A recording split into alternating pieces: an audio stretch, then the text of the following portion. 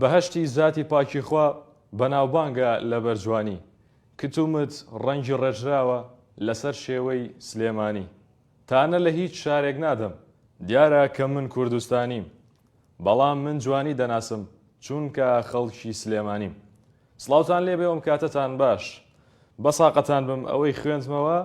هۆنراوەیەکی هونەرمەندی میلی میدیا حسێنە تایبەت بە شاری سلێمانی. وەگرایمان ئاشکرایە ئەمڕۆ یادی 240 ساڵەی دامەزراندنی یاخود بنیاتنانی شاری سلێمانیە. بژاریم ڕۆژمان تایبەت دەبێت بەو یادە. دەمانوێت بزانین بۆچی شاری سلێمانی لە شارەکانی دیکە جیاوازە. هەڵکەوتەی ئەو شارە چییە کەوای لێکردووە بەراورد بە شارەکانی دیکە جیاواز بێت. دەمانێت بزانین ئەو خزمەتانی کە لە 2 بۆ 3 ساڵی ڕابردووە کراون چی بووە. هەڵبەت پەیامی پارێزگاکانی دیکە دەگوازین یاخود هاوڵاتیانی پارێزگاکانی دیکە دەگوازینەوە بۆ سلێمانی. وەگلایەمان ئاشکرایە لە ساڵ 1984 سلێمانی بنیات نراوە بەپێی ئەو بەڵگە فەرمیانی کە بڵاو کراوەتەوە و خراوەتە ڕوو. دەمێت سەرستان بۆش ڕابکێشم لەسەر ناوی سلێمانی سێ بۆچوونی سەرەکی هەیە. یەکێک لە بۆچوونەکان پەیوەست دەکرێتەوە بە بنەماڵی بابانیەکان دەوترێت لە ناو بنەماڵی بابانیەکاندا ناوی سلێمان زۆر هەبووە. باشە بە نمونە سلێمان بەبەی کوڕی فەقی ئەحمەدی دارەشمانە یاخود سلێمان پاشای گەورە بۆیە لە خۆشەویستی خۆیان ناویان ناوە سلێمانی. هەڵبەت ئەمەی کە دێڵێ ئەم سێ بۆچوونە بەپێی ئەوەی کە لە پەڕی پارێزگای سلێمانی بڵاو کراوەتەوە. بۆچوونی دووەم تایبەتە بە حەزرەتی سلێمانە وترێ لە سەروبەندی هەڵکەندن و دانانی بناغی شارەکەدا ئەنگوستیلەیەکی دێرین دۆزراوەتەوە کە ناوی کەمۆری حەزرەتی سلێمانی لەسەر هەڵکەندراوە. بۆیە دەگات دەستی ئیبراهیم پاشا لە خۆشەویستی بووەوە بە مفاجەیەکی دەبینێ و ناوەکە لەوە دەنێت سلێمانی. بۆچوونی سێمیشانەوەیە دەڵێ لە شاری سێلۆناوە هاتووە. سێلۆنای لۆلۆیەکان و گۆتیەکان پێشتر هەڵبەت بە گوتەی ئەمین زەگیبەک مێژونووس ئەڵێت لە سێلۆناوە هاتووە. شاری سێلۆنا کە شارێکی مێژوویی بووە کەوتۆتە نێوان دەربەندی بازیان و ئاکباتان. ناوی سلێمانیش لە بنەڕەتدا لەم ناوە کۆنەوە بەرهەم هێنراوە و دروست کراوە. هەڵبەت هەر تایبەت بەو یادە ئەمڕۆ لە سلێمانی چەندین فستیڤاڵ و چالاکی بەڕێوە چوو. لە سەرۆکایەتی شارەوانی سلێمانی چالاکیەک بۆ ئەو یادە بەڕێوە چوو. تێیدا زۆر بەڕێز لەلا عومەر سەرۆکی شارەوانی سلێمانی تایبەت بۆ تۆڕی میدیای ئێستا دوا و پەیامی خۆی لەم یادەیە ڕاگەاند.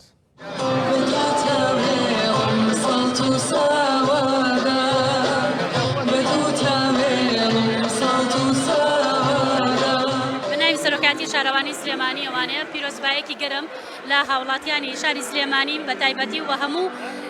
خاوڵاتێکی شاری سلێمانی لە هەر شوێکی جیهان بن پیرۆزبایی گەرمیان لێ یەکەم. هیوادارین کە هەموو ساڵێ بە خۆشی بە پرۆژەی باشتر لە خزمەتی هاوڵاتیانە بۆ بەرژەوەندی گشتی. ئێمە وەک سەرۆکایەتی شارەوانی ئەمڕۆ کۆمەڵە چالاکیمان ئامادە کردووە. یەکێک لەوانە کردنەوەی سایدی هەواری شارە بەڕووی هاوڵاتیانەوە بۆ خزمەتی هاوڵاتیان و هەروەها ناشتنی 240 نەمام لە بلواری تاسڵوجە سلێمانی 240 نەمامی گەورە لە پارکی هەواری شار و سازدانی مەراسیمێکی سادە بۆ نمایشکردنی کار و چالاکیەکانی بەشەکان و بەڕێبەراتەکانی سنووری سەرۆکایەتی شارەوانی سلێمانی.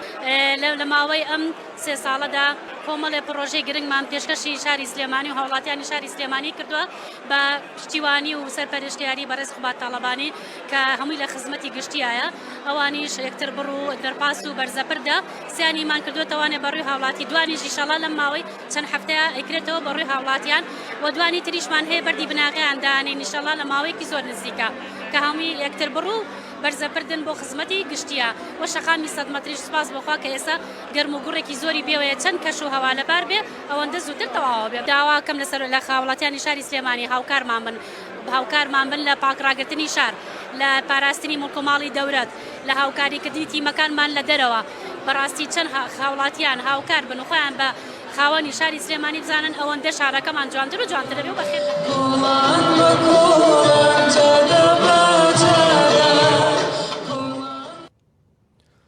هەر سەبارەت بەو یادا لە خوێندنگەکانی سلێمانی چەندین چالاکی بەڕێوەچوو. یەکێک لەو خوێندنگانەش خوێندنگەی ئامادەی بەکرەجووی کچانە کە چالاکێکی بۆ بۆنەوە ئەنجامدا و تێیدا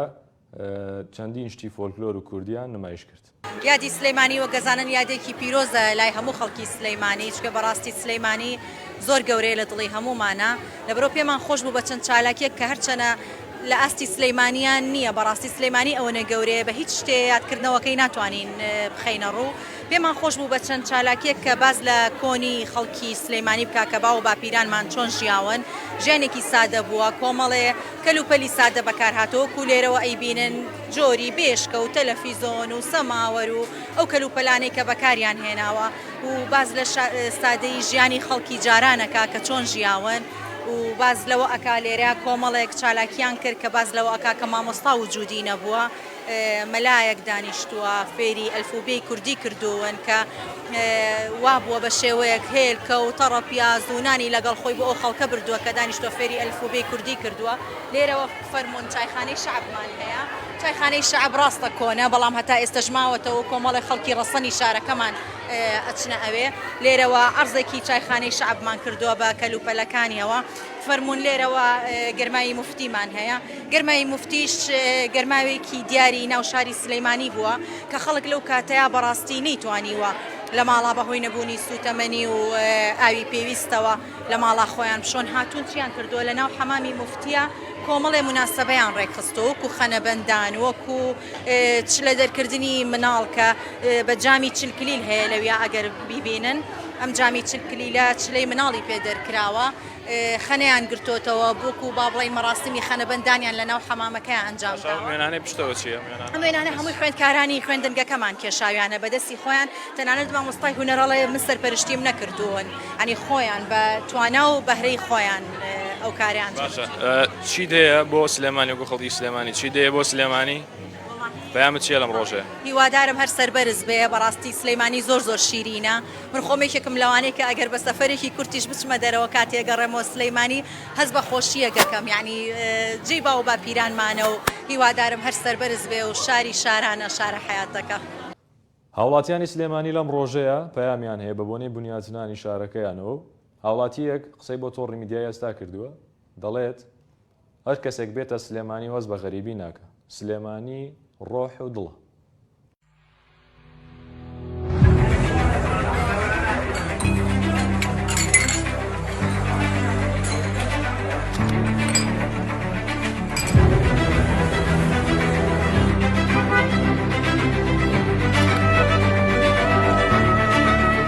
پیرۆزبایی لە خەڵکی شاری سلێمانی یەکەم بە بۆنێ ساڵ یاددە پیرۆزەوە یادی 240 ساڵەیە پێما بێ ئیشەڵا هەراوە شارێکی ئاوەدانە بێ. کاتێکە لە سلەیمانی دوورەکەویتەوە پێم لە چی هەستێکت؟ هەستێکی ناخۆشە دووری لە ئەو شوێنەی کە خۆت تایە ئەژیت، بەزیترەوەش ئەکرێ هەنێک جار دوورکەویتەوە بەڵام ناخۆشە. پیرۆزبایی یادی 240 ساڵە لە شاری سلێمانی یەکەم کە بە شارە حیاتەکە ناسراوە. طبعا ئێمە هەر یەکەمان کە لەم شارەیە گەورە بووین، چەنەها یادگاری خۆش و ناخۆشیمان هەیە لەم شارەیە. طبعا هەچ کاتێک کە ئێمە دوورەکەوینەوە لێرە هەست دەکەین کە غەریبەیەکین، هەرچەند شارەکانی کەش هەموو شاری کوردیە بۆ ئێمە هیچ فەرقێکی نییە، بەڵام ئیتر کە کاتێک لە شارێک لە دایکەبی هەستێکی جیاوازترە هەیە لەو شارەیە. بەڵام هەموو شتەکانی جوانە، یعنی نازانم هەموو شتەکانی سەرنجڕاکێشە، هیچ شتێکی وای نییە، هەمووی سەرنجڕاکێشە شتەکانی لای من. پیرۆزبایی لە خەڵکی سلێمانیەکەم بە بۆنە یادی بنیادنانی شاری سلێمانی 240 ساڵە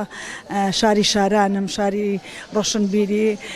تایبەتمەندی ئەم سلێمانی ئەگە تۆ بیڵێ چی ولا جوانە، من سروشتەکەی ملا جوانە، کەسایەتیەکانی ملا جوانە، ڕادێ ڕۆشنبیریەکەی ملا جوانە، ئەوەی ملا جوانە سەرڕای ئەم هەموو نەهامەتیش کە بەسەری هاتووە، بەڵام شارێکی خۆڕاگرە، شارێکی زیندووە، هەچ کەسێ بێتە ناو ئەم شارەوە هەست بە غەریبی ناکە. من ئەڵێم ئەوەی کە ڕۆژێ لە ڕۆژان لە مزگەوتی گەورە نوێژێکی کرد بێ یاخود لە خانەقای مەولانە سوجدایەکی بردبێ وازانێ هەموو ڕێگاکانی بەهەش لە سلێمانیەوە دەستی پێ کردووە. ئەوە جوانیەکانی سلێمانیە، لەبەرەوە من سلێمانی ڕۆحمە دڵمە، ئەمە یادەش زۆر لەلام پیرۆزە. ئەمە یادی 240 ساڵی یادی شاری شاران پیرۆزکەم لە هەموو خەڵکە جوانەکەی شاری سلێمانی. ڕێزم هەیە بۆ هەموو خەڵکەکەی بە تایبەت بە دەردی خۆمانەڵێن بە ساقەتان بم. ئەیتر باشە چی سەرنجڕاکێژ نییە، هەموو شتێکی سەرنجڕاکێشە شاری سلێمانی لە شاخ و کێ و ئاتەلانەکانی کە هەیەی تەنانەت بە شوێنە گەشتیاریەکانی بەو شوێنە گشتیانەی جادەکانی بە تایبەت جادەی سالمی خۆمان کە بەڕاستی تایبەتە کە دوور ئەکەویتەوانە لە شاری سلێمانی چونکە تۆ لە ناو کەسی خۆتای ئەو غەریبیە ئەبینی تو یەیتەوانێ تەنانەت کەسە بێگانەکانیش بۆت ئەبن بە خۆشەویستترین کەسی خۆت. یەکەم شت لەبەرەوەی کە تۆ خۆت کوردیت ئەمە سەرەتا هەموو لە پێش هەموو شتێکەوانێ و دوای ئەوەش خەڵکی شاری سلێمانی خەڵکێکن کە بەڕاستی میوان دۆستن باخوڵقن ئەیتر هەموو شتێکی جوانمانتیایە بۆیە کە دوورەکەیتەوە لە سلێمانی حەزەکەی یەکسەر بیتەوە بۆ سلێمانی دڵت تەنگە بێ ئەیتر بۆ ئەو کەسانشی کە لە دەرەوەی شار یاخود لە دەرەوەی وڵاتە ژین تۆزە بە ئەوان زەحمەتترێکە. سلێمانی چاوی یەکە بە یەکەی هەموو تاکێکی سلێمانی مازەکەم پیرۆزبای ئەم یادەیان لێکەم ئەمە یادێکی زۆر پیرۆزە کابێ هەموو ساڵی ئەم یادە بکرێتەوە بە گەرمەگوڕی لە هەموو شوێنێت و هیوادارم سلێمانی هەر سەرکەوتوو بێ و هەر بە خۆشی و تەبایی بژێ خۆی سلێمانیەکی زینووە خۆڕاگرە میوان دۆستە یعنی هەچ کەسێکە بێتە سلێمانی حەزەکات هەموو کاتێ بێتەوە بۆ سلێمانی لە سلێمانیە بژی من خۆم حەزەکەم دایمە لە سلێمانیا بم هیوادارم هەر بە خۆشی و هەر بە زینوێتی و هەر بە جوانی بمێنێتەوە ئیتر سلێمانی هەموو چیکە و کاتێکە دوورەکەوتی واللهی باوەڕەکەی ژیانم زۆر ناخۆش بوو دایمە ئەگریام خواخوام بوو بێمەوە هەرکە هاتمەوە هەر لە ڕێگا هەموو دار و دیواری سلێمانی ماچ کرد و ئیتر زۆر بە غوربەتەوە هاتمەوە ترتم تۆ بە نایەمە بۆ ئەوروپا ئەبێ هەر لە سلێمانی بمرمە لە سلێمانیش بژیم.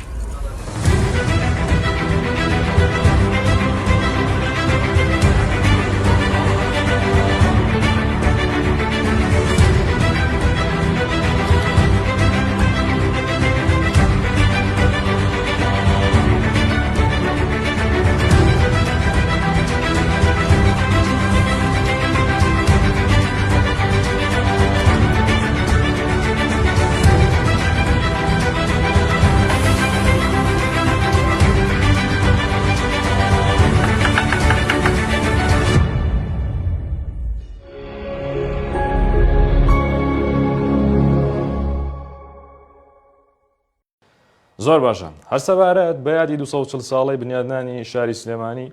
وەک پێشتر لە سەرەتای ئەمەژەم پێکرد دەمانەوێت بزانین بۆچی شاری سلێمانی جیاوازترە لە شارەکانی دیکە وایە بەرەو پێشچوونانە چین و مێژووی سلێمانی شتێک باسکەین لە مێژووی سلێمانی بۆ بەسەر لەگەڵ زۆر بەڕێز سەرکەوتەلی نووسەر گفتوگۆی زیاتر لەو بارەیە بکەن مامۆستاگیان زۆر بەخێربێ ئەرکت کێشە.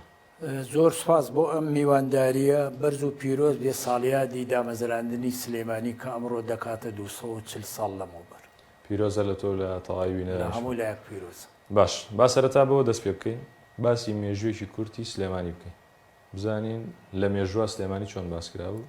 چۆن. برایم پاشای بابان کە یەکێکە لە پاشاکانی بابانیەکان کاتی خۆی زۆر گەڕاوە زۆر شاری دیوە زۆر ناوچە گەڕاوە بۆیە خولای ئەوەی کەوتوتە سەر ئەو بۆ خۆی شارێکدا بمەزرێن یا شارێ دروست بکات. نمونەی ئەو کەسانی کە پێش برایم پاشا شاریان دروست کردو بۆیە کاتێک لەو سەردانانەیە کە ئەگەڕێتەوە قەڵاچوالان برایم پاشا بێ لەوەی کە بۆ حەزی خۆی کە دنیادیدە بۆ زۆر گەڕاوە بیانوێکیشی هەبووە کە بڵێن قەڵاچوالان وەکو شوێنە جوگرافیەکەی نزیکە لە ئێران و لە تورکیا و سوپای ئەو وڵاتانە کە دایم فشار و گرفت بوون بۆ سەرناوچەکە بۆیە بیری لەوە کردێتەوە کاتێک هاتووە بەمدی و شارباژێر و بەمدی و چیای گۆیژە ئەم شوێنەی ئێسای سلێمانی دیوە دڵی گرتوێتی و لەم شوێنە ئەم شارەی دروست کردو. دیارە هۆکاری کە زۆرە بەڵام برایم پاشا بە حکمیەوەی خۆی لەو سەردەما کەسێکی دیار بوو کەسێکی ناسراو بوو یەکێک بۆ لە پاشا چالاکەکان بۆیە بەو نیەتی دروستکردنەیەتە سلێمانی و سلێمانی پێش ئەوەی برایم پاشای بابانیش دروستی بکە یا دای مەزرێنی شوێنێکی ئاوەدان بووە بەڵگەشت بوو ئەمانە من کاتی خۆی گەڕانم بە زۆر شوێن و ناوچی سلێمانیا کردووە کە ئەو مێژووی کە ئەڵێ 1984 پێش ئەو مێژووە سلێمانی ئاوەدان و بۆ نمونە گوندی مەڵکەنی هەبووە کە تۆزیە خوار ئەم شوێنی ئێستای خۆی کەوتووە هەروەها لە گەڕێکی سەرچیمەن مزگەوتی شێخ بابە عەلی هەیە کە 10 ساڵ پێش ئەو مێژووە هات چەند مزگەوتێکی کەش من ئێستا ناوەکانی بیر نییە بەڵام ئەمە نیشانەیە بوو ئەوەی سلێمانی پێش ئەو دروستکردنەوە پێش ئەو دامەزران ئەم شوێنە ئاوەدان بووە هەبوو ئەم شوێنە هەبووە بڵێ بەڵام برایم پاشاتر کە هاتووە کە ئەڵێ لای سەراکەی مامی دروستی کرد ئەم سەرایانی کە بەردێکی سەرابێ ئەو سەرایە کە شوێنی ئێستای کاسەمەڵ ئەوانەیە بازاری دەبەوە پێش ئەو مامی برایم پاشای بابان لەوێ شوێنێک قەڵایەک سەرایەکی دروست کردووە ئەو کاتە سوپای خۆی لێیا پاراست زۆر باشە وەک پێشتر وتم لە پرسیارەکەمان دەمەوێت بزانم بۆچی سلێمانی لە شارەکانی تر جیاوازترە جیاوازیەکەی چییە زۆربەی شار لە دنیا ئەو تایبەتمەندی هەیە ینی زۆر شار لە دنیا هەیە تایبەتمەندی خۆی هەیە بۆ نمونە سلێمانی تایبەتمەندیەکەی لە چیایە لە هەموو شارەکانی کوردستانە شاری سلێمانی و شاری سنە کورد خۆی دروستی کردووە پاشان خۆی حکمڕانی تیا کردو ئێستا بۆ نمونە ئێمە باسەکەمان سلێمانیە سلێمانی کە برایم پاشای بابان و بابانەکان حکمیان تیا کردووە 67 ساڵ خۆیان حکمیان تیا کردووە یعنی ئەمە تایبەتمەندیەکی سلێمانیە تایبەتمەندیەکی کەشی هەروەکو مستەڕی چەڵێ خەڵکەکەی بە ئاگا و خەڵکەکەی هوشیار بووە خەڵکەکەی ئاگاداری زۆر بابەتی دنیا بوون ئاگاداری دەر و دراوسێ بوون ئەمەش کارێکی کردووە کە خۆی ئەم شارە تایبەتمەندیەکی هەبێ کە هەمیشە جێگای باس و خواز بێت پاشان ئەو خەڵکانی سەردانی سلێمانیان کردەوە لەبەرەوەی سلێمانی شێوێ ناوچێکی گرنگ بۆ وەکو بواری بازرگانی و ئابووری و شەڕ و شۆڕ چونکە سەردەمانێکی زۆر ڕۆژگارێک لەم و پێش بڵێن هەنێ بوار جێی گرنگی بووە مەسەلەن مەسلەی بازرگانی مەسلەی هاتوچۆ مەسلەی شەڕ و شۆڕ کە بە بەردەوام سوپای ئەم یایەتی بەوە ئەو یایەتی بەوە گەڕان و جۆرەکینێک بووە زۆریان کە لە سلێمانیان ماونەتەوە هەستیان کردو ئەم شارە تایبەتمەندیەکەی لە چیایە خەڵکەکەی وشیارە خەڵکەکەی بە ئاگایە وەکو پێگەی جوگرافی دەردی مێجەرسۆن ئەڵێ لە باکووری سار لە باشووری گەرم سەرۆ خوارکەیت هەستەکەی تۆ لە ناوچەیەکی دڵفڕێنای پاشان تایبەتمەندیەکەی لە چیایە هەموو ئەو کەسانەی کە بۆ سلێمانیان نووسیوە هەموو ئەو کەسانەی کاڵا بەقەت باڵا بۆ سلێمانیان وتووە خۆشببختانە کورد نین خەڵکی سلێمانیش نین یاری ئێمە جاروایە تووشی ئەو گلەیە ئەبین مەسەلەن ئەڵێ شارچێتی یا ئاڵێ سلێمانی نەبرایەوە کەچی خۆشببختانە هەموو ئەوانەی بۆ سلێمانیان نووسی و خەڵکی سلێمانی کاتە سلێمانی بۆ سلێمانیەکان نییە یعنی ئێستا بۆ نمونە دکتۆر عەبدولسەلام عەلی بەسراوی لە بیرەوەریەکانی ئەڵێ ساڵی 1975 زاینی کە لە زانکۆی سلێمانی وەرگیرام ئەڵێ بە چای پڕ فەرمێسکەوە بەسرام بەجێهێشت کەچی ئێستا لە بەسراوە بۆ سلێمانی ئەگریم چونکە سلێمانی لە خوێنمدا ئایا ئەم پیاوە نە کوردە نە خەڵکی سلێمانی ئەی خۆمی شارچێتی بکات بەڵام خۆی حکمەتێک هەیە یعنی سۆز و خۆشەویستیەک لە سلێمانی هەیە کە ئەیا بە خەڵکە بۆی حەمەسەی حەسەنە لێ بە زۆر شارە هاتووم و چووم سلێمانی ئەو شارەیە لە ناو خوێنما دێت و دەچێت یعنی ئەمە عیشقێکی سەیرە عیشقێکی خواییە کە وای کردووە سلێمانی بێگانەکان زیاتر خۆشیان بێت سەبارەت بۆی کە باست کرد ئەمە چینەوە باسێکی مێژووی نووسەر و گەڕیدەکان چیان و تۆ لەسەر سلێمانی یاخۆ ئەو کەسانی کە لە ناوچەکەن بە ئێستاش و لە ڕابردووشە چۆن پێناسەی سلێمانی دەکەن هەموو ئەوانەی کە لە سلێمانیان ژیاون یا ڕاگوزار بە ڕێبواری هاتوونیا چەند شەوێک ماونەتەوە خزمەتیان کردو بۆ نمونە لە مێژووی سلێمانیان مێجەرسۆرمانەیە ئێمە هەموو جارێ ئەڵێن دوژمنێکی خزمەت گوزار دوژمنێکی دڵسۆز ڕاستە مێجەرسۆن حاکمی سیاسی ئینگلیز بۆ لە سلێمانیا حکمی کردو حکمی عورفی کردووە لە خەڵکیان ناوە کوشتن و بڕین هەبووە خەڵک ئازار درراوە بەڵام لە هەمان کاتە ئەمانە خزمەتیان بە مێژووی سلێمانی کردو خزمەتی ئەمان چییە مەسەلەن بۆ مێژوو بۆ یەکەم جار لە سلێمانی چاپخانە کە هاتوێتە سلێمانی مێجەرسۆن هێنایەتی یەکەم ڕۆژنامە کە لە سلێمانی دەرچۆ 180 ژمارە مێجەرسۆن دەری کردووە بە ناوی ژمارەی پێشکەوتن. ڕاستە ئەمانە بۆ حکمی خۆیان بووە، بەڵام ئەمانە بۆ خۆی لە مێژوودا بەڵگەیە کە ئەمە خزمەتیان بە سلێمانی کردو. کەسێکی وەکو مێجەرسۆن ڕاستە دوژمن بووە، بەڵام ئەو ماوەی کە لە سلێمانیە ژیاوە خزمەتی بە سلێمانی کردووە. بۆ نمونە یادکردنەوە ئاگری نەورۆز بۆ مێژوو لە ساڵی 1920 مێجەرسۆن لە سلێمانی ئاگری کردوێتەوە، کامە دوژمنە کەچی لە پێش کوردەکانی خۆمان و پێش هەموو کەس یەکەم کەس لە مێژووی سلێمانی ئاگری نەورۆز لە سلێمانە مێجەرسۆن کردوێتەوە. مێجەرسۆن زۆر کاری کردووە. ئێمە ئەمە وەک نمونەیەک باسەکەین چجای ئەوانەشی کە هاتوونەتە سلێمانیوانی کە لە سلێمانیان ژیاون خزمەتی بەرچاویان هەبوو، هەمویان وەک دەزنووس و وەک بەڵگەنامە هەیە. زۆر باشە. سلێمانی لەم ماوەی ڕابردووە لە 2 ساڵی ڕابردووە هەوڵی بۆ بەدەستخستنی پلەی یەکەم ماوە لە زۆر بوارە پلەی یەکەمی بەدەست هێنام. هۆکاری ئەمە چیە؟ ئایا تۆ پێدوانیم بۆ بیر و بۆ چوون فرە ڕەنگی ئەگەڕێتەوە لە سلێمانیە؟ بەڵێ خۆی سلەیمانی دکتۆر دەسوقی کازم تەنتاوی ئەڵێ کە دێمە سلەیمانی هەست دەکەم لە قاهیرم، هەست بە غەریبی ناکەم، لێرە جۆم لە دەنگی کەلسوومە، ئەڵێ شتێکی زۆر سەیرە بەلامەوە، بەڵام سیر نییە چونکە خەڵکی سلێمانی بە ئاگان خەڵکی سلێمانی وشیارن، ئەڵێ لێرە جۆم لە دەنگی ئاواز و گۆرانی هەموو دنیاە. ئەم شارە تایبەتمەندیەکەی لەوایە، خەڵکەکەی وشیارە، خەڵکەکەی بە ئاگایە، ئاگاداری هەموو وردەکاریەکانی ژیانە، بۆیە هەمیشە سلێمانی پێشەنگە، بۆیە هەمیشە سلێمانی لە پلەی یەکەمایە. بۆ نمونە شەڕی بەردێکی سەرا وەرچەرخانێکی مێژوویە، یعنی هەر شەڕ نییە، بۆ لەبەرەوەی شۆڕش لە لای کورد دایم لە گوندا بوو، لە لادیا بووە، لە دەروی شار بوو، کە بەڵام 6 ئەیلول کە وەرچەرخانێکی مێژووی بووە ئەمە پێشەنگیە بۆ سلێمانی، چونکە ئەفەنی خوێنەواری شار ڕاپەڕیون لە 6 ئەیلولا، نەگەوەی کە خەڵک بچێتە دەرەیە لە گوندەکان و لە چیاکان شۆڕش بکە. ئەمە جۆرێکە لە پێشەنگی سلێمانی. مەسەن سلێمانی بە سەدان ڕووناکبیر و شاعیر و سیاسی و سەرکردەی بەخشیوە بە کورد، یعنی نمونەمان ئێمە زۆرە. مەسەن کەسێکمانێ لە بوارێکی جایشی تو خزمەتی بە بواری چکە کردو، کەسێکی وەکو تۆفیق وەهەبی کە لە 70 ساڵ لەمەوە بەر کەسێکی سەرباز بۆ ئەفسەر بوو، بەڵام خزمەتی بە زمان کردو، زمان ناسێک بووە. من چەند جار جۆم لە دکتۆر نەسرین فەخری بووە کە دکتۆرای لە زمانی کوردیا هەیە، توێتی تۆفیق وەهەبی مامۆستای منە کە ئەو دکتۆرای هەیە، ئەو کەسێکی سەربازیە، بەڵام تۆ دیقەت بە ئەمە جۆرێک لە تایبەتمەندی سلێمانی و لە پێشەنگی سلێمانی دەرەخا. کەسێک ئەفسەرە کەچی خزمەت بە زمانەکە، کەسێکی وەکو پیرەمێر کە چۆتە تورکیا و یاسای خوێنەوە هاتوۆتەوە آخر پۆستی دوا پۆسی لە تورکیا کە متەسەڕی بوو هاتوۆتەوە لێرە کەسێکی قانونیە خزمەتی بە شعر و بە ئەدەبیات و بە چاپخانە و بە چاپەمەنی کردو و کەسێکی دیاروێکێکە لە پایە گرنگەکان. یعنی خۆی تایبەتمەندی و پێشەنگەکەی سلێمانی ئالەوەدایە کە مستەڕی چەڵێ سلێمانی بووە پێشەنگە لە بەرەوەی خەڵکەکەی بە ئاگایە. باش با ئەمە بکەینە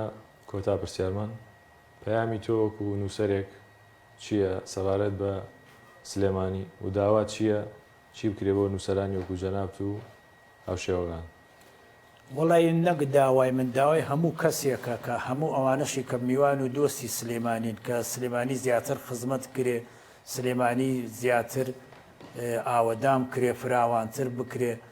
بەڵام بەداخەوەی ئێمە ئەیبینین وانە بووە، نازانتر ئەمە لایەنی پەیوەندیدارە حکوومەتە دەستە یا بە بەرنامەیە، چونکە ئەگەر ئێمە سەرنج بین لە چاو شارەکانی کە سلێمانی 50 ساڵیانی و سەدە لەمەوبەر زۆر پێشکەوتوو بوو. لەم ڕۆژانە باسی هێنانی پاسە بۆ ناوشار.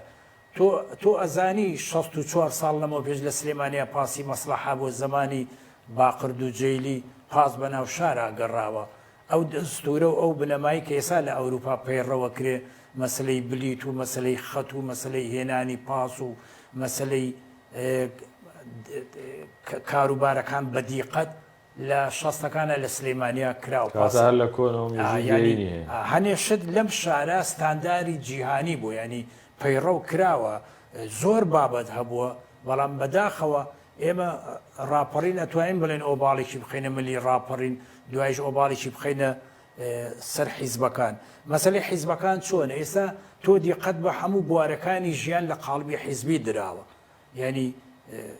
گرنگترینیان بواری زمانەکە لە هەموو میدیای کوردیە لە قاڵبی حیزبی دراوچکە هەر حیزبە و بە ئاقاری خۆی هەر حیزبە و بە مەنهەج و بە پرۆگرام و بە ئایدیای خۆی ئیشەکە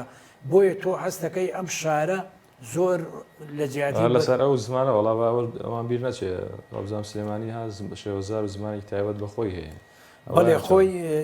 ئەو زاراوی من ئەمڕۆ بۆ بەرنامێککە باسم کرد ئەو زاراوی سلەیمانی بەداخەوە ناحەزان ئەڵێن سلەیمانی زاراوی سلەیمانی نییە چکە ئەو متوربە کراوە بە شارباژێر بە گەرمیان بە موکریان چونکە ئەو کەسانی کە خزمەتیان بە سلەیمانی کردن نالی شارە زوریە مەحوی شارباژێڕی سالم و کوردی خەڵکی خۆر هەڵاتن بەڵام ئەمانە لێرە هەر هەمویان ئەو شێوەیان دروست کردووە کە ئێستا حکوومەتی کوردی دەسەڵاتی کوردی جورئەتی نییە چونکە ئەو شێوەزارە ئەگەر سلەیمانی نەبووە ئەویش نەبوو ئەو شێوەزارە ئەمڕۆ تەمەنێ بێت بە 240 ساڵکە ئەو شێوەزارە خزمەتی فەرهەنگ و ئەدەبیاتی کوردی کردووە هەموو چاپەمەنی تۆ سەرنج بە لە پێش ڕاپەڕینا لە حکوومەتی عێراقیە زمانی حیزبی بەعەس ئەم شێوەزارە ستاندار بوو ئەم شێوەزارە قسەی گفتی گوۆی پێگراوە ڕاگەیاندن زمانی خوێندن چاپ و چاپەمەنی ئەو ڕۆژنامانی کە ڕۆژانە دەرچوو هەمووی ئەو شێوەزارە بوو بەڵام ئەمڕۆ مەسلەی حیزبایەتی کارێکی کردو هەمووی لە قاڵبی حیزبی درا و جورئەتیش لە کارەکانانی سەرکەت عەلی نووسەر زۆر سپاس بە دەرفەتەکەت زۆر بەخێوی مامۆستاجی زۆر سپاس بۆ ئێوە یاخوا هەموو ڕۆژێ لە جژن و خۆشییا بن پیرۆزیش بێ ساڵیادی دامەزەلەندی سلەیمان لە تۆ لە تەواوی هەوڵاتیانی هەرێمی کوردستان زۆر سپاس.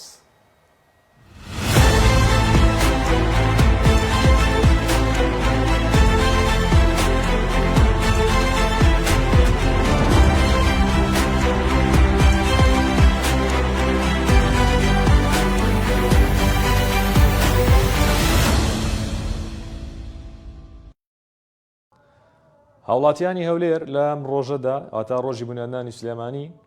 پیرۆزبایی لە خوشک و براکانیان دەکەن و پایامیان هەیە.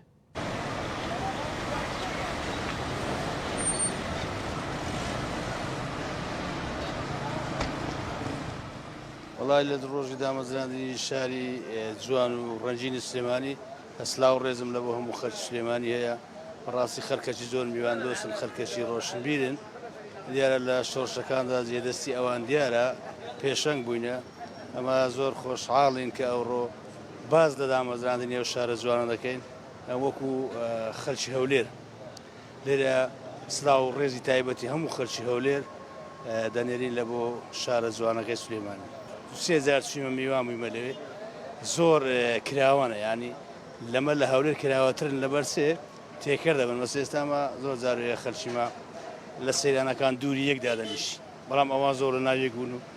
تا تو خەرکی هەولێر چوو مەوێندرێ بە عایلەوە لەگەڵ مندا دەنیشتن ینی مەسەن تێکەر بوون زۆر کراوە بوون میوان دۆستن پەیاممان بۆ شاری سلێمانی شاری هەڵمەت و قوربانی شارێک لە شارە هەرە جوانەکان لە گۆڕانکاری سەردەمیانە لە هەموو زروف و سەردەمەک پێشەنگە لە بەدیهێنان و داخوازی و داواکاری چینی خواستەکان کە پێی دەگوترێ خواستی نەتەوەیی گەلێکن سلێمانی پێی دەگوترێ گەڵێکی وشیار هەموو کات پێشەنگ بووینە لە داهێنان لە جوانی لە سیاسەت لە ڕۆشنبیری لە ڕۆشنفکری لە جوانکردنی شار هیوادارم ئەم ساڵ جیابی لە ساڵانی ڕابرد و یادەکانی بتە یادێک پیشانی کۆمەڵانی خەرکی کوردستان بدەن لە ڕەنگ جوانی بوونی داهاتووی شارەکەیان.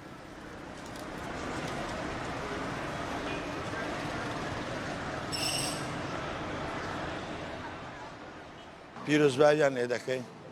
سەرکەوتوو بن ئینسانی ڕۆشنبیری تێدایە ڕۆشنبیری لەوێ دەستی پێکردی هاتە خوارێ لێدەگەی و هەموو سارێ ئەو یادەی بە خێر و خۆشی ببەنە سەری ئەو شارە بە ڕۆشنبیری ناسراوە شارێکی مسەقەف تێگەیشتن تێدەگەن ینی زۆر ئینسانی مسەقەف و ڕێک و پێکرد سەرەتا پیرۆزبایی لە خەرکی سلێمانی دەکەم لە خەرکی هەولێرش دەکەم بە بۆنی پایامی سلێمانی کە گوتت سلێمانی شاری ڕۆشنبیری شاری فکر و سەقافەت شاری ڕۆشنبیری شاری شۆڕەژێران شاری جوانەکە وەڵی سلێمانی بە هەمیشت جوانەکانی دەناسێتەوە باش شاری ڕۆشنبیری زیاد دەناسێتەوە بە کلتور و ڕابردوو ئەوانی دەزانێتەوە سلێمانی بەڕێی من سلێمانی شارەکە لە شارە جوانەکە لە شارە پێشکەوتوەکانی عێراقدا لە ڕووی خاوێنی لە ڕووی منەزەمی لە ڕووی سەقافەتەوە لە ڕووی فەنەوە لە ڕووی هونەرمەندە جوانەکانیەوە بە هەموو پێوەرەکانیەوە.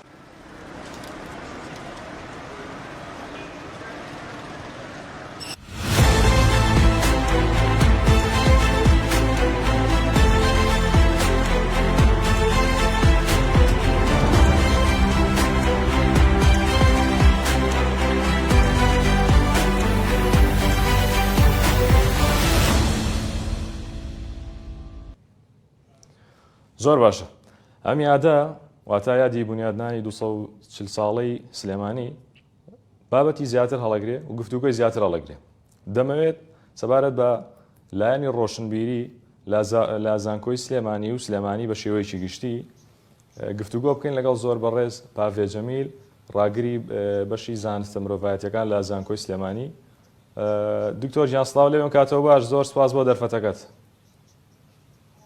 سڵاو لێبێ ئەم کاتەوە باش، سپاس بۆ ئێوە. هیوادارم زۆر باشبی و زۆر سپاس دەکەین. سەرەتا بەو پرسیارە دەست پێ یەکەم، چیت هەیە لەم ڕۆژەیە، چیت هەیە بۆ سلێمانی و پەیامت چییە؟ سپاسانەکەم. دیارە ئێمە وەکو زانکۆی سلەیمانی، زانکۆی دایک هەموو کات کە پێشەنگە و لە هەمان کاتیشە زانکۆ فەخرێکی گەورەیە بۆ شاری سلەیمانی کە ناوەندێکی ڕۆشنبیری ئاوەها گەورە لە ناو شاری سلەیمانیە هەیە. بە تەکید شاری سلەیمانیش جارێکی تر بە میهرەبانی خۆی کە ئەم ناوەندە ڕۆشنبیریە گەورەیە لە هەناوی ئەو دروست بووە. بۆیە ئێمە وەکو زانکۆی سلەیمانی وەکو کۆلێژی زانستە مرۆڤایەتیەکان لە زانکۆی سلەیمانیە بە تەکید خۆمان بە قەرزاری شاری سلەیمانی ئەزانین و لە هەموو کار و چالاکی و هەموو پلان و هەموو ئەجەندای کارەکانمانە هەوڵین کە ئەم شارە جوانە، ئەم شارە حەیاتە، شاری ڕۆشنبیری، پایتەختی ڕۆشنبیری لە یاد نەکەین، هەموو کات لە خزمەت یابین، چونکە شاری سلەیمانی شارێکی قوربانی دەرە، شارێکە بەردەوام لەگەڵ وەکو شاری هەموو کوردوایە لە هەر پارچەیەکا بێ، چونکە توانیوێتی بە میهرەبانی خۆی باوەش بۆ هەموو کورد لە هەر پارچەیەک بێ لە هەر شوێنێک بێ بکاتەوە و خزمەت بە هەموو ناوچەیەک بکات. زۆر باشە. سەبارەت بەوەی کە ئەوترێ هەر کاتێک ناوی سلێمانیانجێ باسی ڕۆشنبیریەکە. ئەم پەیوەندیە چییە بە سلێمانی و ڕۆشنبیری پەیوەندی چییە بە سلێمانی؟ دیارە ئەگەر ئێمە بچینەوە سەر مێژووی شاری سلەیمانی ئەزانین کە لە هەناوی شاری سلەیمانیا چەندین ڕۆشنبیر و چەندین نووسەر و چەندین ڕۆژنامە نووس و شاعیر و نووسەر و ئەدیب و چەندین کەسایەتی بەهێز و ڕۆشنبیر دروست بوون و لە هەناوی شاری سلەیمانیە ئەم کەسایەتیانە خزمەتیان کردووە و یەکەم ڕۆژنامە لە شاری سلەیمانیە بووە کە خزمەتی کردووە یاخود بە جۆرێک لە جۆرەکان کە مێرجەرسۆن چاپخانەکەی هێناوە توانراوە لە شاری سلەیمانی، یعنی وەکو ڕۆژنامەم بەسمان لە ڕۆژنامەی کوردیە کە لە سەردەمی شێخ مەحموود گەورەیە ڕۆژنامەیان دەرکردو، بڵاوکراوەیان هەبووە و چەندین ئەدیب و شاعیر و نووسەرمان هەیە، سالم و مەحوی و چەندین شاعیرمان هەیە کە ئێمە ئێستا قەرزاری ئەوانین و دوجار تەواوکەری ڕێگای ئەوانین. بۆیە ئەمانە وای کردووە کە شارێک بێت بەقدر ڕەشەباکەی یاخی بێ و بەقدر شاخەکانیشی میهرەبان بێت و باوەشی میهرەبانی بۆ هەموو خەڵکەکەی بکاتەوە. بۆیە شاری سلەیمانی خۆی فیترەتی وایە، شاری سلەیمانی خۆی وەکو ڕەمزێک یاخود وەکو تایبەتمەندی خۆی پرێتی لە سەروەری، پرێتی لە گەورەی، پرێتی لە ڕۆشنبیری. ئەمە وای لێ کردووە کە شاری ڕۆشنبیری بێت، چونکە چەندین کەسایەتی گەورە کە ئێمە قەرزارین. زانکۆی سلێمانی چۆن توانیوێتی هاوکار بێت لەم بوارەیە واتە لە بەرەو پێشبردننی لایەنی ڕۆشنبیری لە سلێمانی؟ بەتەکید زانکۆی سلێمانی هەوڵێکی زۆر ئەیات بۆ ئەوەی کە بتوانێت دیوارەکانی پشکێنێت، ئەو دیوارە معنەویی کە هەیە لە نێوان مؤسسەیەکی ڕۆشنبیری گەوری وەکو زانکۆی سلێمانی و خەڵکەکەی. ئەوە تا زانکۆی سلەیمانی بە چەندین چالاکی جۆرا و جۆر لە ڕێگەی سنتەری هەمە ئاهەنگی و لە ڕێگەی سەرۆکی خودی سەرۆکی زانکۆی سلەیمانی کاک دکتۆر کۆسار توانی ویانە کە چەندین چالاکی جۆرا و جۆر بکەن کە خزمەت بە کۆمەڵگە بکە ویستراوە کە بچینە ناو یەک بەیەکی پرسەکانی ناو کۆمەڵگەوە بە جۆرێک هۆکارێکی گەورە بێ بۆ هۆشیارکردنەوەی کۆمەڵگا لە چەندین ئەو پرسانی کە تا ئێستا کاری لەسەر نەکراوە. زانکۆی سلەیمانی و بە تایبەتی کۆلێژی زانستی مرۆڤایەتی لەم چەند ساڵەی ڕابردووە چەندین چالاکی جۆرا و جۆری لە شێوازی کۆنفرانس و سیمینار و پانێڵ و دیدارە ئەنجام داوە کە دەستی بردۆ بۆ چەندین بابەتی چۆنەڵی وەکو دەردەکانی کۆمەڵگا بۆ نمونە ڕوبەڕبوونەوەی مادەی هۆشبەر بۆ نمونە کۆنفرانسێکی گەورەی زانستی نێودەوڵەتی لەسەر پرسی ژن و لە هەمان کاتیشا کۆلێژی زانستە مرۆڤاتەکان لە ئێستا خۆی ئامادە کردووە کە 12 گەورەترین کۆنفرانس بکات بۆ کەسانی خاوەن پێداویستی تایبەت کە ئەمانە پێشتر بەم شێوازە نەبووە ڕاستە چەندین جۆر بۆنە هەبووە بەڵام بەم شێوازەی کە زانکۆی سلەیمانی دەستی بۆ بردووە بەم شێوازە نەبووە کە بێت و پرسەکانیان بخاتە ناو زانکۆ بە شێوازێکی ئەکادمی لەلایەن کەسانی پسپۆر و شارەزاوە بە قەڵەمی ئەوان بنووسرێتەوە توێژینەوەی وردی لە بارۆ بکرێ دوجاریش لە دووتوێی گۆڤارێکی زانستیا بڵاو بکرێتەوە بێ بە سەرچاوەیەکی ڕەسەن بۆ ئەو پرسانە. زۆر باشە. وەک جەناب ئاگاداری لە 2 ساڵی ڕابردووە سلێمانی بە شێوەیەکی گشتی پێشکەوتنی بەخۆی بینیوە. دەمەوێت ئەوە بپرسم وەک مامۆستایەکی زانکۆ پێ دوایە پێویستە چی بکرێت بۆ زانکۆی سلێمانی بۆ ئەوەی هاوئاهەنگ بێت لەگەڵ ئەو بەرەو پێچوونەی سلێمانیە و بتوانن بە یەکەوە نمایندەیەکی جوان بکەن نمایندەی جوانی هەرێمی کوردستان بە شێوەیەکی گشتی و سلێمانی بکەن. بەڵێ دیارە ئەگەر ئێمە باز لە زانکۆ بکەین زانکۆ بەرهەمهێنەری معریفەیە زانکۆ هەر ئەوە نییە مەسەلەن لە دووتۆی ژوورێکە کۆمەڵێ مەحازەڕە و کۆمەڵێ سەرچاوە با بە خوێندکارەکانی بەڵکو لە زانکۆیە تاکەکان پێ ئەگەن کە سایەتیەکانیان دروستە بێ زانکۆی سلێمانیش بەڕاستی ساڵانە ڕێژێکی زۆری خوێندکاران و ڕۆڵەی ئەم نەتەوەی ئێمە تایە بڕوانامە بەدەسەهێنێ پسپۆری بەدەسێنێ چەندین پسپۆری ورد و پسپۆری گرنگ کە ئەمە خۆی بۆ خۆی بەرە ئەو بەرهەمێنەری معریفە و کەسایەتی و دروستکردنی ئەو جۆرە لە شارەزایەیە کە دوجار جارێکتر کۆمەڵگا کاری لەسەرکاتەوە پێویستیەکانی پێ تەواوەکەوە بازاڕی کار کە لە ئێستا باسەکرێ بەم گەنجانەی ئێمە و بەڕۆڵەکانی ئەم وڵاتی ئێمە پڕەکرێتەوە بۆیە لەمەیە پەیوەندیەکی زۆر ڕاستەوخۆ هەیە لە نێوان گەنجەکانمان و ڕۆڵەکانمان هەروەها زانکۆش چونکە جارێکی تر زانکۆ ئەبێتەوە بۆ مینبەرەی کە چ جۆرە کەساتێک دروستەکە و بە چ بیرکردن و هزر و ئایدیایەک چونکە تاوەکو هزر و ئایدیەکان لە لای تاکەکان گەشە نەسێنێ لە ڕووی ڕەفتاری و کرداریەکەوە جێبەجێ نابێ بۆیە بە تەکید لە بینی زانکۆیەوە لە نێوان گەنجەکانمان و ڕۆڵەکانمانە پەیوەندیەکی زۆر تونوتۆڵ هەیە بە جۆرێک کە کارلێکە لە بینیانە تاوەکو زانکۆ بتوانێت بەرهەمێکی معرفی زیاتر بەرهەم بهێنێ و زیاتر تاکەکانی ئامادە بکە بۆ ئەوەی کە دوجار ئەچنە ناو کۆمەڵگەوە بتوان خزمەتێکی باش بکەن بەو شێوازە کۆمەڵگەکەش پێشەکەوێ و ئەتوانرێت لە ڕووی پێداویستیەوە پێداویستی کارەوە پێداویستیەکانی ناو کۆمەڵگا خزمەتکردنی بە شێوازێکی باشتر بێ چکە تۆ تاکێکی بەرهەمهێن دروست بکەی ئەتوانی کۆمەڵگەیەکی چۆنەڵی سودمەند لەو خزمەت گوزاریانە بەرهەم بهێنی بۆ شێوازە ئەو کارلێکە دروست ئەبێ بۆیە بەڕاستی ئێمەکو کۆلێژی زانستە مرۆڤایەتیەکان بە حکمی ئەوەی کە زۆرێک لە بەشەکانمان بەشی مرۆڤایەتین و پەیوەندی هەیە بە کۆی پرۆسەکانی ژیانکردن و مرۆڤایەتیەوە بە هەر هەشت بەشەکەمان هەوڵمان ناوەکە زۆرترین کارمان لەسەر دروستکردنی هۆشیاری بێ بە شێوازێک ئەمڕۆ ئێمە لە یادی سلەیمانیە وەکو کۆلێژی زانستە مرۆڤایەتیەکانمان بەشی شوێنەوار هەستا بەوەی کە ئەم یادە بەرز ڕابگرێ وەکو نەریتی ساڵانەمان کاری جۆرا و جۆرمان ئەنجامدا یەکێک لە کارەکانمان کە زۆر جێگەی خۆشحاڵی بوو بۆ ئێمە ئەوە بوو کە لە ڕێگەی سەرۆکبەشی شوێنەوار و مامۆستا بەڕێزەکانی کۆمەڵێک وێنەی دانسقە و نەبینراوی مێژووی کە بۆ یەکەم جارە لەم چالاکی ئەمڕۆی ئێمە لە کۆلێژی زانستی مرۆڤایەتی عرضمان کرد کە بۆ جێگەی خۆشحاڵی و هەروەها بە جۆرێک کە زۆربەی زۆری ئامادەبووان ئەوان بە سەرسامیەوە سێریانە کرد چونکە ئەو وێنانە لەلایەن گەڕی دەناسەکانەوە کێشرا بوون و وێنە گیرابوون چونکە هەندێکیان کێشان بوو وێنە کێشان بوو کە ئەوان هاتبوون سلەیمانیان دی بوو چۆن بە وردی باسییان کرد بوو باسی هەوا سازگارەکان کرد بوو باسی شوێنە دڵگیرەکان کرد بوو باسی میوان و میوان دۆستیان کردبوو باسییان لە شێوازی خواردن و ئەتەکێت و ڕۆشنبیری و هۆشیاری خەڵکەکەی کردبوو باسییان لە شێوازی بەڕێوەچوونی حکوومەت و حکومەتداری و سیاسیان کردبوو بۆیە زۆر جار ئێمە لە چاوی گەڕی دەناسەکانەوە کە ئەبینینەوە کە سلەیمانی چۆن باسکراوە ئەمەش خۆی بۆ خۆی جارێکتر تۆمارێکی گەورەیە کە ئێمە ئەبێتەوە بە مادەیە کە خوێندکارەکانمان سەر لە نوێکاری لەسەر بکەنەوە زیاتر ببێتە هەوێنێک بۆ بە دۆکۆمنتکردنی مێژووی شاری سلەیمانی ئێمە هەر بەوە وانێ کۆتاییمان بە مەراسیمەکە نەهێنا بەڵکو 6 سیمینار لە دووتوێی 2 پانێڵە پێشکەشمان کرد کە هەر یەکێکیان لە جونگەیەک و لەلایەنێکەوە باسییان لە سلەیمانی و مێژووی سلەیمانی و شارستانێتی سلەیمانی کرد کە بەڕاستی زۆر جێگەی خۆشحاڵیمانە کە سلەیمانی لەسەر دەستی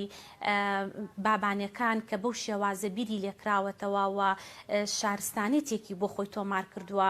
کە چۆن لە ڕووی بیناوە لە ڕووی شوێن و جێگە و لە ڕووی دیمۆگرافیای ناوچەکە و بیریان لێ کردوێتەوە بۆیە ئەمانە زۆر گرنگە ئێمە بەردەوام بە خوێندکارەکانمان بڵێنەوە لەم یادانەیە چونکە جارێکی تر خوێندکارەکانیشمان زێدەی ئەم کۆمەڵگەیەن تاوەکو هۆشیاری لەلایەن ئەوانەوە هەبێ بە تەکید هۆشیاری بڵاو بێتەوە بەناو کۆمەڵگەشە. زۆر باشە دکتۆر گیان وەڵاوەک سلێمانی ئەگەمەوە کۆتا پێیان بۆ تۆ بەجێوێڵم خۆت خاوەن ماڵی داواکاری چییە و دەتەوێت چی بکرێت لە داهاتوو؟ بڵێ ڕاستەکەی ئێمە هەرچی بۆ سلەیمانی بکەین هەرکەمە وەکو پێشتریش باسم کرد ئێمە هەمومان قەرزاری سلەیمانین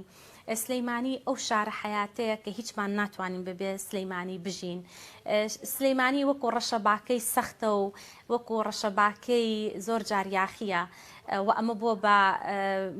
تەبیعەتێک بۆ خەڵکەکەشی بەڵام وەکو شاخەکانیشی سەرکەشە وەکو شاخەکانیشی میهرەبانە و ئەمان پارێزێ خەڵکەکەی لە باوەش گرتووە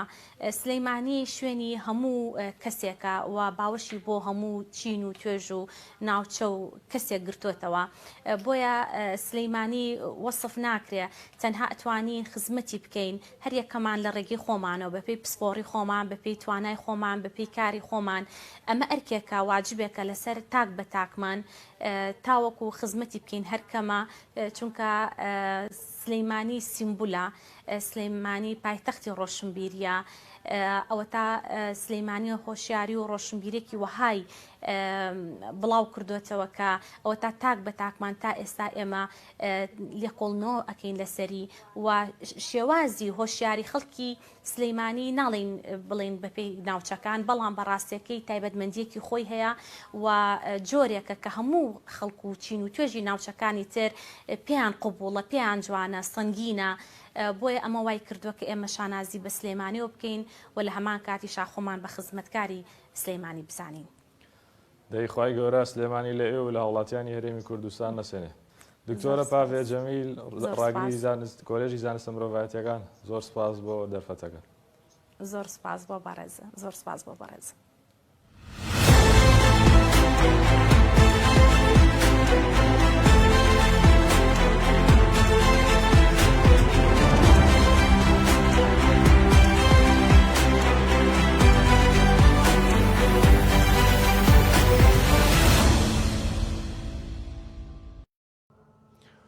زۆر باش لە کەرکوو ئیشەوە بە هەمان شێوە هاوڵاتیان پەیامیان هەیە بۆ سلێمانی و هاوڵاتیەک دەڵێ سلێمانی ڕۆحە گۆزبایی لێکن وەکو کورد ئێمە پێمان فەغرە سلێمانی شارێک جوانە شارێکی ڕۆشنبیرە شارێکی خۆشە توام زیاترەوە بۆ 300 ساڵەڕا دروست کراوە تقریبەن بۆ 300 ساڵەڕا تاریخەکەی کەمتر بەڕاستی خەڵکێ تازن خەڵکێ وشیارن خەڵکێ کوردیە پاکن بەڕاستی جێی دەست و جێی تاریخ و جێی قەڵەمیان دیارە بەڕاستی سلێمانی کار کە ناوی دێنێ بەخۆی ناوەکەشی خۆشە خۆشەویستیەکی جوانی هەیە شارێکی جوانە و لەگەڵ سڵاو ڕێزم بۆ هەر هەموو سلێمانی پێناسە ناکرێت بە من بەڕاستی لەبەرەوەی یعنی نەکمن بێڵم هەموو خەڵکە زانێ سلێمانی چی شارێکە و پێناسە ناکرێت بە ئێمە شاری سلێمانی شارێکە ناو ناوبانگی خۆی هەر لە کۆنەوە باسەکرێکە شاری هەڵمەت و قوربانی و شاری ڕۆشنبیرانە کە باسی شاری سلێمانیە کرێتەوە لە ساڵی یاددەشدا یەکسەر ئەوە بەفکردێتەوە کە شارێکە پڕ لە ئەدەب و نووسەر و ڕۆشنبیر و زۆربەی ڕۆشنبیرە بەناوبانگەکانی کورد کە لەو شارن زۆرم پێخۆشە کە ئێمە شانازیەکەین بە شارێکەوە کە هەمانە کە پێنە شاری سلێمانی شاری هەڵمەت و قوربانیە و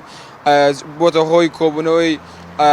زۆربەی نووسەران و ئەدەب و شاعیران و ڕۆشنبیرانی کورد لەو شارە کەرکووکیەک لە ساڵاتی دامەزراندنی شاری سلێمانی شارە حیاتەکە شاری هەڵمەت و قوربانی پایتەختی ڕۆشنبیری و ئەدیبان ڕێز و خۆشەویستی بێپەیانمان بۆ خەڵکی و شارە بەڕاستی ئێمە شانازی بە خەڵکی سلێمانی واکەین دیاردێک لە ماوەی بڵاوبووەوە دیاردی شارسێتی بەڕاستی شتێکی زۆر ناشرینە لە خانەقینەوە هەتاک و زاخۆ تاک و دوهۆ خاکی کوردستانە بەبێ جیاوازی پایتەختی و مەڵبەندی ئەدەبیات بووە ڕۆشنبیری بووە نووسەران بەبێ جیاوازی هەموو بوارەکانی تێدایە شارێک لە ڕووی ئەمنیەت و سەقامگیریەوە لە ڕووی هەموو شتێکەوە پارێزراوە هەڵەبجەیەکانیش هەر بۆ هەمان مەبەست پیرۆزبایی لە هاوڵاتیان و دانیشتوانی سلێمانی دەکەن پارێزگاری ئەو شارەش دەڵێت سلێمانی لە ڕابردوو لە داهاتوودا پێشەنگ بوو پیرۆزبایی ساڵیادی شاری سلێمانی لە خەڵکی سلێمانی لە پارێزگای سلێمانی لە هەموو گەلی کورد و کوردستانەکەین دیارە خۆتان دەزانن ساڵی 1984 سلێمانی لە قەلاچوارانەوە وەکو پایتەخت ئەگوازێتەوە بۆ ئەو شوێنی کە پێوتە سلێمانی ئەمڕۆ لەو کاتەوە تا ئێستا سلێمانی گۆڕانکارێکی دیموگرافی و جوگرافی و کللتوری و گەورەی لە ناو فەرهەنگ و معریفەی کوردیا بۆ خۆی بابرین کردوێتەوە سلێمانی ئەو شارەیە کە ئەتوانین بڵین لە شعری کلاسیکی کوردیا ڕایدەکانی نالی و سالم و کوردین سلێمانی و دەڤەری سلێمانیە واتە سلێمانیە قەراخە شارباژێرە هەڵەبجەیە شارە زورە ئەمامی بەیەکەوە سلێمانی لەو کاتەوە تا ئێستا لە بواری کللتوری لە بواری معریفی تەنان لە پێشەنگی سیاست و پێشەنگی بابرین کاروانی سیاسی بزنەوە ڕزگاری خوازانی گەلی کوردستانە هەم لە مۆدێرنا بە شاری هەڵمەت و قوربانی داسراوە هەم لە دێرینیشا بریتەوە لە پایتەختی ئیمارەتەکانی بابان سلێمانی پێگەیەکی جوان و مێژووی هەیە هیوای سەربەرزی زیاتر گەشاوەتر زیاتر شاری ئارام و ئارامی زیاتر بۆ سلێمانی و بۆ شاری سلێمانی و یادەکەیان نەخوازی دیارە بەبوونی ساڵ ڕۆژی بنیادنانی شاری سلێمانی لێرەوە پیرۆزبایی خۆم ئاراستی خەڵکی سلێمانی و تەواوی خەڵکی کوردستانەکەم دیارە سلێمانی بۆ مەفهومەی کە شارێکە لە سەرەتای بنیادنیانەوە شارێک منبعی ڕۆشنبیری و ڕۆشنفکری و کرانەوە و داینەمۆی خەبات بۆ دروستکردنی شەیەک لە دوایەکەکان من تەسەورەکەم هەموو پارچەکانی کوردستان شتی جوانیان تیا بووە و لە بەو پێی کورد هەمیشە لە سەنگەری بەقاوەمە و خەبات و بەرنگاریا بووە هەر یەکە و بە پێی پشتی خۆی بەری کەوتووە بەڵام ئەگەر بڵێم مێژووی سلێمانی لە دروستبوونی شۆڕشەوە و لە بنیادنانی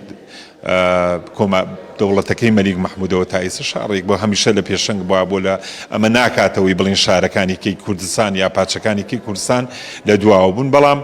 ئومێ دەکەم جوانەکەی سلێمانی دابشکەین بەسەر هەمومانە و بە بەشێک لە خۆمانی بزانین هەمومان بە هەمان شێواز ئەو شارانی کە مەینەتبارن قوربانی دەرن وەکو هەڵەبجە قوربانەکەی هەڵەبجەش بۆ هەموو و خاوەن میوان دۆستی و دڵسۆزی و میهرەبانەکەی خەڵکی هەولێریش دابشکەین بەسەر هەمومانە پیرۆزبایی لە دانیشتوانی شاری سلێمانی خۆشەویستەکەین کە بە بۆنەی ساڵیادی دامەزرانی شاری سلێمانی شاری ڕۆشنبیری شاری شاعیران و ئەدیبان و ڕووناکبیران و شاری میوان دۆستانێ وەکو هەڵەبجەی پیرۆزبایی لە دانیشتوانی خەڵکی سلێمانی و دانیشتوان بە ئامەکەین و هیوادارین شارەکە زیاتر بەرەو پێشەوە بڕۆ ئێمەی کورد پێکەوە جوانین چ سلێمانی بێ چه هەڵەبجە بێ چه هەولێر بێت چه دۆک بێ و هەر گوند و ناحێ و قەزایەکی کوردستان بێ هەموو شاری ڕازاوە نەموو جوگرافی جوانیان هەیە هەموو دانیشتوانی جوانن و هەمویان کوردی ڕەسەن و خەڵکی ڕەسەنی کوردستان هەمومان پێکەوە جوانی پێویستە لە ساڵیادی دامەزانی شارەکان پیرۆزبایی لێک بکەین گوڵیان بۆ بەرین و هیوای تەمەند درێژی بۆ دانیشتوانەکەی و سەرکەوتن بۆ کوردستان بخوازین لە یادی 240 ساڵی دامەزانی شاری سلێمانیا پیرۆزبایی لە شاری سلێمانی و خەڵکی خۆشەویستی شارە حیاتەکە ئەەکەم سلێمانی هەمیشە ئەوەی سلماندووە کە پایتەختی ئاشتی و پایتەختی ڕۆشنبیری بووە و هەمیشە جێی کەسایەتیە گەورەکانی هەرێمی کوردستان بووە لە سلێمانیەوە زۆر سەرکردە و زۆر کەسایەتی گرنگ و کاریگەر لە ئاستی هەموو دنیاە ئەتوانم بڵێم لە ئاسی هەموو دنیاە دەرکەوتون کە ڕۆڵێکی کاریگەریان هەبووە لە ناوچەکەیە بوون پێم وایە یەکێک لەو شارانەی کە ئەبێ شانازی پێوە بکەین بەدەر لە شارچێتی و بەدەر لە هەر بابەتێکی دیگە من بۆ خۆم دڵم زۆر بە سلێمانی خۆشەوە یەکێکە لەو شارانەی هەست بە ئارامی یەکەم تایەوە ینی شارێکە کە ڕۆیتە سەردانیەکەی هەست بە ئارامیەکەی هەست بەوەکەی کە ماڵی خۆتە من پێم وایە ئەوانەی کە دژایەتی سلێمانیەکەن هێشتا لە ڕۆحێتی سلێمانی تێنەگەشتون هێشتا لە ڕۆحێتی شاری سلێمانی تێنەگەشتون هێشتا لە کاریگەری و گرنگی و شارە تێنەگەشتون ئەو شارە هەمیشە شوێنی پێکەوە ژیانی پێکاتە جیاوازەکان بۆ شوێنی پێکەوە ژیانی سەرجەم چینە جیاوازەکان بۆ من لە سلێمانیا هەست بە غەریبی ناکەم هەموو شوێنێکی سلێمانی بۆ من تایبەتە لە پارکی لە شەقامی لە کوچەی لە کۆڵانی هەر سەبارەت بەو یادە بافڵ جەلال تاڵەبانی سەرۆکی یەکێتی نیشتیمانی کوردستان پەیامێکی پیرۆزبایی بڵاو کردەوە لە پەیامەکەیدا بافڵ جەلال تاڵەبانی دەڵێت ئەمڕۆ بە خۆشەویستیەکی زۆر و دڵێکی پڕ لە هیوا و یادی 240 ساڵەی بنیادنانی شاری سلێمانی دەکەینەوە یادی شارێک دەکەینەوە کە هەموو ڕۆژێک شانازیەک بۆ مێژووە زێڕین و درەوشاوەکەی تۆمار دەکات و دەگەشێتەوە ئەمڕۆ لە قوڵایی دڵمانەوە درود و سڵاو بۆ هەموو ئەو کەسایەتیە سیاسی ڕۆشنبیری و کۆمەڵایەتیانە دەنێرین کە بەشێکی گرنگ و کاریگەری مێژووی شارە حیاتەکە بوون و سلێمانیان کردە سیمبولی کوردایەتی و